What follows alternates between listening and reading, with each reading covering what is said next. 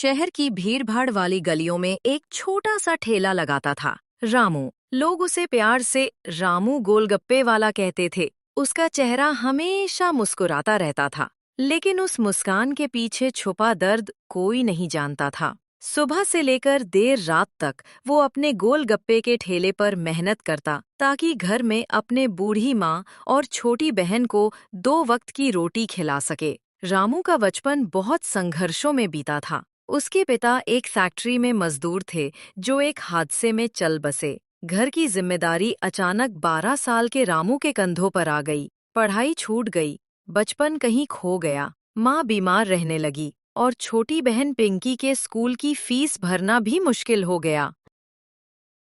वक्त ऐसे ही चलता रहा। फिर एक दिन रामू ने ठेला चलाना शुरू किया, वही पुराना ठेला जो उसके पिता सब्जी बेचने के लिए इस्तेमाल करते थे। उसने ठेले पर गोलगप्पे बेचना शुरू किया, क्योंकि उसे लगा कि लोग हर मौसम में गोलगप्पे खाना पसंद करते हैं। पहले दिन बहुत डर लग रहा था, क्या लोग उससे खरीदेंगे, क्या वो गोलगप्पे अच्छे बना पाएगा। लेकिन किस्मत ने उसका साथ दिया।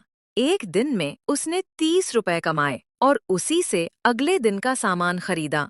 धीरे धीरे उसका ठेला मशहूर हो गया, लोगों की भीड़ बढ़ने लगी और रामू के गोलगप्पों में कुछ खास बात थी। उसके गोलगप्पे मशहूर होने लगी। वो हर ग्राहक से मुस्कुराकर बात करता। भैया, थोड़ा तीखा या मीठा? उसकी विनम्रता और मेहनत देखकर लोग अक्सर ज्यादा पैसे दे जाते, लेकिन फिर भी उसकी आमदनी इतनी नहीं थी कि घर की सारी जरूरतें पूरी कर सके। हर रात जब वह ठेला समेटकर घर लौटता, तो माँ कहती, बेटा, भगवान मेहनत का फल जरूर देता है, हिम्मत मत हार।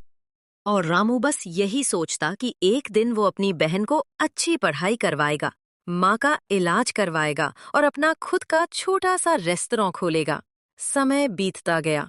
एक दिन जब वो ठेला लगाकर ग्राहकों को गोलगप्पे खिला रहा था, तभी पास की एक कार में बैठी लड़की ने उससे गोलगप्पे मांगे। वो शहर की बड़ी कॉलेज की छात्रा थी, नाम था रिया। उसने रामू के गोलगप्पे खाए और बोली, भैया, आपके गोलगप्पे तो सबसे स्वादिष्ट हैं। रामू मुस्कुरा दिया। हाँ, रिया अक्सर उसके ठेले पर आने लगी। धीरे धीरे वह रामू से बातें करने लगी, उसके संघर्ष, उसके सपने जानने लगी। एक दिन रिया ने पूछा, भैया, आप कभी बड़ा ठेला या दुकान क्यों नहीं खोलते? आपको उसमें बहुत प्रॉफिट होगा, क्योंकि आपके गोलगप्पे तो बस से अच्छे हैं। मैं तो सबसे आपके गोलगप्पों की तारीफ करती हूँ। आप एक दुकान खोल लो। बहन जी, सपना तो मेरा भी यही है, पर पैसों की कमी है, इसलिए मैंने अभी तक दुकान नहीं खोली। पर मैं ये अपना सपना पूरा करके रहूंगा, क्योंकि मेरे ऊपर मेरी बहन और माँ की जिम्मेदारी है। रिया के मन में कुछ बात बैठ गई। उसने अपने कॉलेज प्रोजेक्ट के तहत स्ट्रीट फूड वेंडर्स पर काम शुरू किया और उसमें रामू को भी शामिल किया।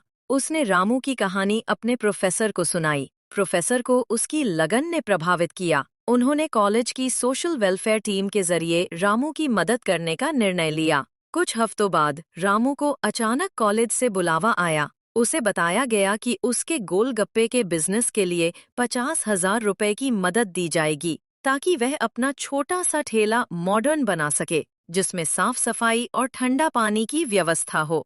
रामू की आंखों में आंसू आ गए। उसे लगा जैसे भगवान ने उसकी माँ की दुआ सुन ली।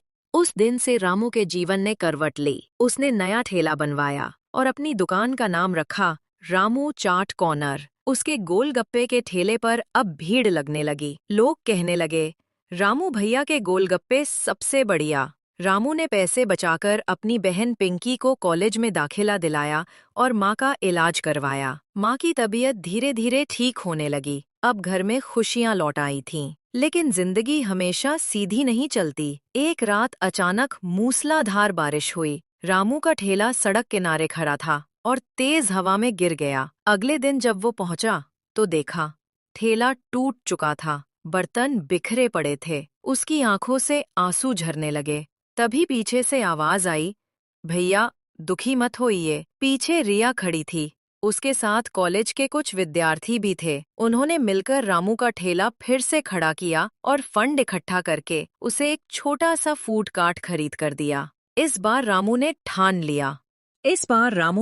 लिया वो अपने गोलगप्पे को एक ब्रांड बनाएगा। उसने सफाई पर ध्यान दिया, पैकिंग शुरू की और मोबाइल ऐप से ऑर्डर लेने लगा। धीरे धीरे उसका बिजनेस बढ़ता गया। अब लोग सिर्फ सड़क पर ही नहीं बल्कि घरों में पार्टी और इवेंट्स के लिए भी रामू को बुलाने लगे। कुछ साल बाद रामू ने अपनी खुद की छोटी दुकान खोली, रामू गोलगप्पा हाउस। अब वहाँ 5 लोग काम करते थे और रामू हर किसी से उसी विनम्रता से कहता, भैया तीखा ज्यादा या मीठा? उसकी मेहनत रंग लाई। उसने अपनी बहन की शादी अच्छे घर में की और माँ के नाम पर एक छोटा घर खरीदा। एक दिन एक रिपोर्टर उसके पास इंटरव्यू के लिए आया और पूछा, रामू जी, आज आप इतने सफल हैं, कभी सोचा था कि ऐसा दिन आएगा? रामू मुस्कुराया और बोला, भैया मैं तो बस अपने गोलगप्पे ईमानदारी से बेचता रहा। मुझे बस इतना पता था कि अगर मेहनत सच्ची हो तो भगवान देर जरूर करता है पर अंधेर नहीं। और मुझे मेरी माँ के आशीर्वाद और भगवान पर पूरा भरोसा था कि एक दिन मुझे सलता जरूर मिलेगी। और इसमें रिया मैडम का भी बहुत सहारा रहा। उन्होंने मेरी बहुत मदद की, जो मुझे जानती भी नहीं थी, पर मेरे लिए उन्होंने बहुत कुछ किया। शुक्रिया रिया मैडम।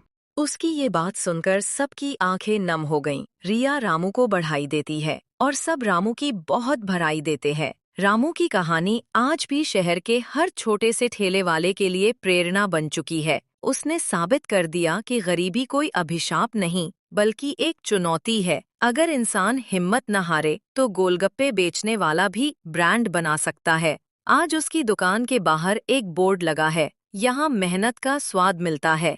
और सच में हर गोलगप्पे में अब सिर्फ मसाले का नहीं बल्कि रामू की मेहनत, संघर्ष और सफलता का स्वाद घुला हुआ है।